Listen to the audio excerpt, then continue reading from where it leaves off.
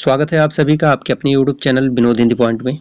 आज के इस वीडियो में पढ़ने वाले हैं छायावाद के प्रमुख स्तंभों में से एक महादेवी वर्मा के बारे में महत्वपूर्ण तथ्य जो अक्सर परीक्षाओं में पूछा जाता है।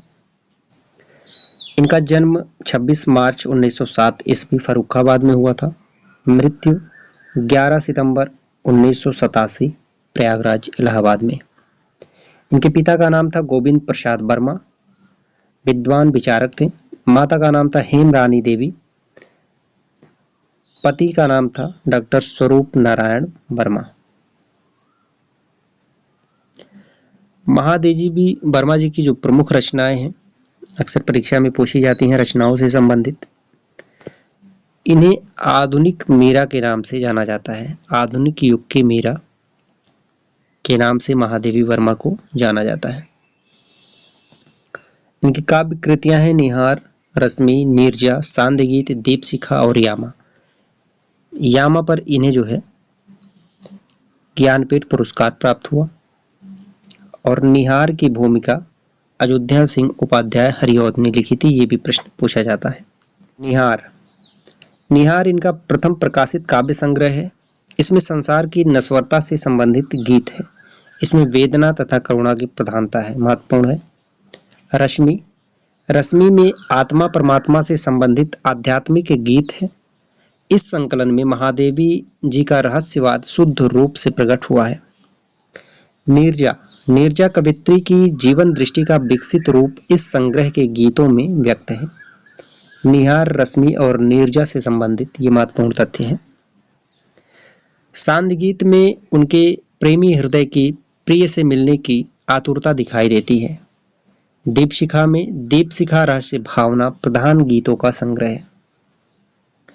यामा में इन संग्रहों के कुछ गीत स्वयं महादेवी द्वारा बनाए गए चित्रों के साथ प्रस्तुत किए गए हैं।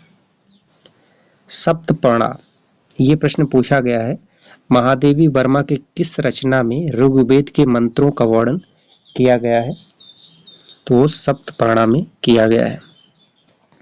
संस्मरण एवं रेखाचित्र की बात की जाए तो पथ के साथ ही अतीत के चलचित्र, स्मृति की रेखाएं, मेरा परिवार, संस्मरण, ये इनके संस्मरण और रेखाचित्र हैं। मेरा परिवार ये पशु पक्षियों पर आधारित है। पथ के साथ ही जो है इनके जो समकालीन रचनाकार हैं, समकालीन कवि हैं, इनसे संबंधित है। ये प्रश्न पूछा जाता है। श्रृंखला की कड़ियां, निबंध संग्रह की बात की जाए तो श्रृंखला की कड़ियां जो नारी संबंधी निबंधों का संकलन है, ये भी प्रश्न पूछा गया है। महादेवी वर्मा के किस निबंध में नारी संबंधी निबंधों का वर्णन किया गया है, तो श्रृंखला की कड़ियां में। इनकी पत्रिकाएं हैं चांद, जो मासिक पत्रिका है, इसका इन्होंने संपादन किया, चांद पत्रिका का। इनके बारे में अन्य महत्वपूर्ण तथ्य हैं। उत्तर प्रदेश सरकार द्वारा 1952 ईस्वी में विधान परिषद की सदस्यता प्रदान की गई। भारत सरकार ने इनको पद्मश्री की उपाधि प्रदान की। 1943 ईस्वी में इन्हें मंगला प्रसाद पारितोषिक एवं भारत भारती पुरस्कार से सम्मानित किया गया। कुमायूं विश्वविद्यालय ने 1977 में इनको डीलिट की मानद उपाधि प्रदान की। यामा कृति पर इनको 1982 ईस्वी में ज्ञानपीठ पुरस्कार प्राप्त हुआ।